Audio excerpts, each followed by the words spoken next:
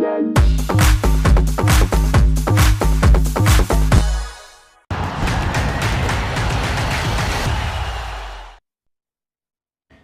a slightly curious first innings at Eden Gardens, Punjab Kings scored at nearly tens in the power play, but they had lost 3 wickets by the end of it. You saw Shikhar Dhawan stabilise things in the middle, but then KKR spinners came into the fold. At the end of the 18th, you thought they'd kept Punjab down to a well below par total, but in the last 2 overs, Punjab have scored 36 and finished on 179 for 7 at the end of the 20th. On a Eden Garden surface which wasn't quite like the ones you'd seen earlier in the tournament where 200 was scored for fun. It gives us a lot to talk about. On Visit Saudi presents ESPNcricinfo T20 Time out at halftime with Ian Bishop, who I may congratulate. Unfortunately not tall enough to lend in for a handshake, but you do come closest with your 175 prediction. Given what we thought and given what we saw, what's your assessment of that score? I think it's a score that both teams will feel. Look, Punjab will feel that they're in it with 179 because we've seen like 135 defended, 127 defended, albeit in Lucknow and I think down at Ahmedabad. So you're not out of it. It'll test KKR in this run chase, but KKR will also feel. I remember talking to Barrett Aaron at some point, I think 14th over, and he said 180. They'd be happy to chase anything under 180. Well, they've just got about that. So I think it makes for a very good game. Is that why Deep didn't turn up? Because he lost the prediction? We'll ask him. He will be back at full time. We will be sure to ask him. But at the point Bharataran said that, it was 14 overs, 117 for 4. They just lost Jitesh Sharma. But in the next 4 overs, KKR's pullback had seen them keep it down to 143 for 7 going into the last 2 overs. Before we talk about the bowling, how vital could that contribution from Harpreet Brar and Shah Rukh Khan towards the end be, where they knocked off 36 in the last 2 overs? And Rishi Dhawan. Yes. Quick runs. So Punjab will see that as a nice top-up because it looked at one stage as though they might have just gotten to about 160 or 165. So that's a nice little flourish with 36 coming off those last 2, 55 of the last 5. So again, that keeps them in the contest if their guys can bowl well. Important runs are still, Shah Rukh has faced something like maybe 70 balls this season. And I felt there are times that he looked in good form. That game that he helped them to get over the line when Shekhar wasn't there with Raza. Yeah. He looked in good touch. He hit a good 6 up at Mohali at one stage with just facing Alzari Joseph. So I'd like to see Shah Rukh get the opportunity to face more deliveries. But as we said, Rishi himself, Harpreet at the end, very good. Yeah, those 2 knocks from Shah Rukh Khan, 22 of 9 against Gujarat at Mohali, and then 23 not out of 10 to finish the chase in Lucknow. Yeah. Does make you wonder. I mean, I get that Sam Curran's established himself at number 6. Yeah. But you'd want to see him face more balls. Yeah, definitely. He didn't start the season all that well, and I thought Shah Rukh, that is, and I thought that knock at Mohali, he walked out and Alzari Joseph was bowling with some steam, and first ball short, Shah Rukh slapped it into the crowd, and I thought, wow, he's decided now that he needs, after an indifferent year last year, to put his foot on the gas. So he looks in good touch, and as with so many of these players, I'd like to see him get more deliveries to get himself in and then take out, but that's probably a discussion for another time. Yeah. Shikhar Dhawan's was the longest of the innings, 57 of 47 from him, which might be one of those innings which you have to hold back the assessment on based on how the second innings plays out. But on what we saw in this innings, what did you make of his effort? Yeah, he was good, but we talked about it leading into the start of the game, didn't we? That he would perhaps try to bat deep with the wickets lost, a few wickets lost up front, with perhaps Simran going fairly early, then Rajapaksa going for naught. Shekhar probably decided out of the power play with Livingston going early as well that he had to try to curtail things a little bit and anchor. I hate using the word anchor. Hold one end together while going at a clip. So yes, I prefer to wait until the end. The one thing in that power play that I thought, Nitish Rana has had a good night of captaincy up until those last 2 overs. When Andrew Russell came into bowl, I think the 5th over of the power play, with Livingston there, whose strike rate against spin is only 90 this year, I thought that was should have been a spin over instead of Andrew Russell going for 19. And I thought Andrew Russell could have come back and bowled at the end instead of one of the youngsters.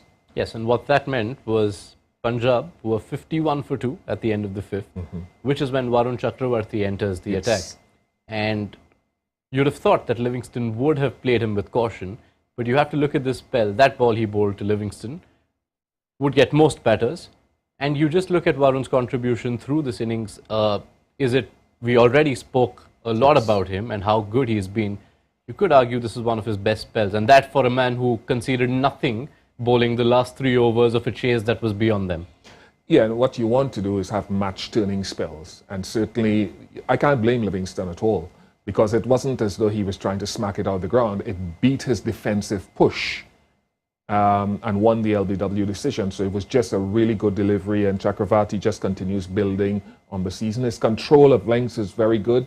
Suyash Sharma, I thought, also had a really good outing, 1 for 26. That googly is cooking, and he's getting it online. And they used the big boundary and the small boundary relatively well.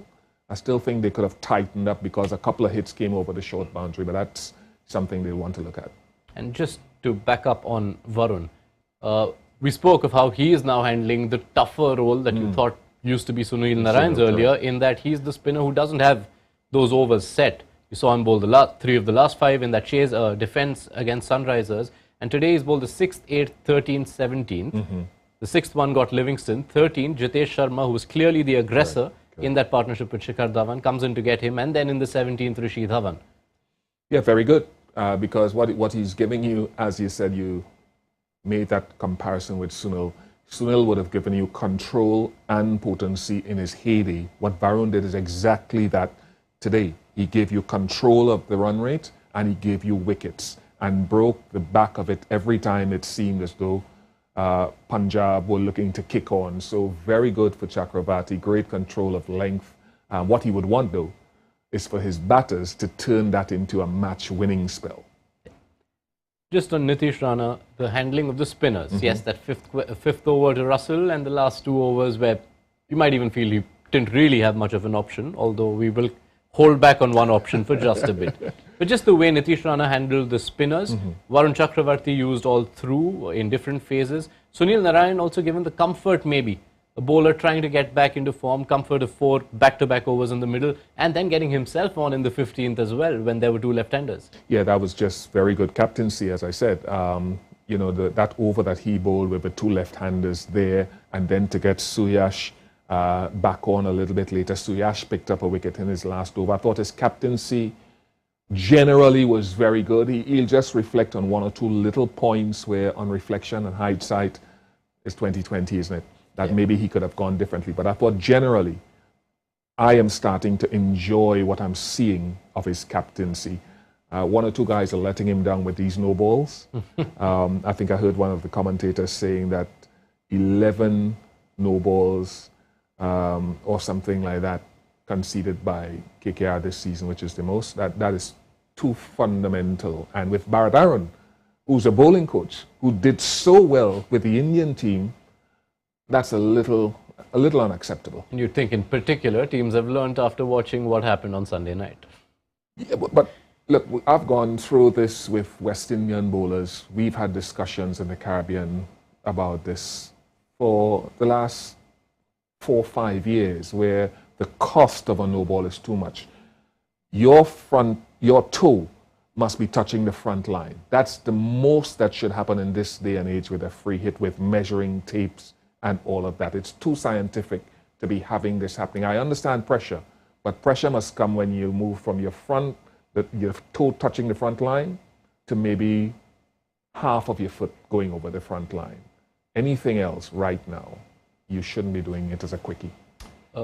Just quickly before this chase begins, your thoughts on the new player in the KKR setup? There's a batter who occasionally bowls now, in Shardul Thakur. I'd almost forgotten he's in the playing 11. I was in shock when I heard the commentators saying, well, not shocked, but I'd forgotten it myself that he's there. So, look, Nitish probably just looked at it and thought, spin, how well is Shardul bowling this season? But he would perhaps have been another option to bowl one of those key overs either in the power play or certainly at the back end didn't happen. And they'll be hoping that they can chase this total down. So I don't want to take anything away from Nitish. I think he's had a really good time with his captaincy for at least 17 of those 20 overs. Yeah, just trying to take a count, and I believe it is 10.5. It is about 14 overs that Shardul Thakur has bowled so far this season. Makes you wonder, this was a 10 crore trade before the auction. Might be fitness issues there. He did miss a few games because of injury. All right, on the whole, on the balance of everything we've discussed, 180, how much of a chance are you giving Kolkata Knight Riders in this chase? 60-40. 60-40 to KKR. Yeah.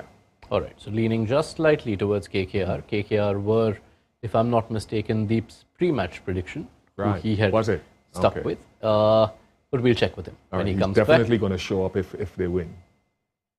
I'd hope he shows up either way. We have a show to carry on. Okay, okay. But 180 is what Kolkata will have to chase. If they do that, they join Punjab and all those others on 10 points. That points table is still confusing. Go, take a look. ESPNcricinfo mobile app. Go download it off the App Store or the Play Store, and you can follow the match, the table, what this game could do, what the result can mean, and of course all the action covered for you there on that app. And we'll be back right at the end of this chase and see who has emerged victorious in Punjab versus Kolkata at Eden Gardens. That's it for now on Visit Saudi presents ESPNcricinfo T20 Timeout.